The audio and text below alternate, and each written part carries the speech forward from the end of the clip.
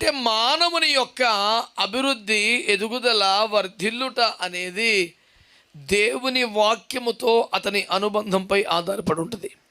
నువ్వు దేవుని వాక్యాన్ని ఎంతగా చదువుతావు, నువ్వు దేవుని వాక్యాన్ని ఎంతగా ధ్యానిస్తావు, నీ నోటితో ఎంతమందికి దేవుని వాక్యం చెబుతావు, ఎంతగా దాన్ని పాటిస్తావు, దాన్ని బట్టి నీ లైఫ్లో సక్సెస్ ఆధారపడి ఉంటుంది.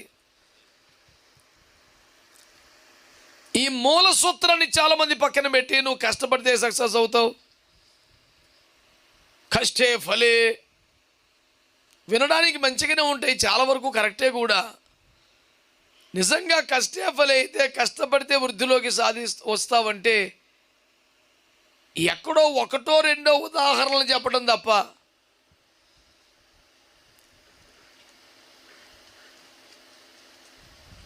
ఎక్కువ శాతం అది ఎందుకు నెరవేరట్లేదు? అలాగైతే ఉదయం నుంచి రాత్రి వరకు బాగా కష్టపడుతున్న కష్టజీవి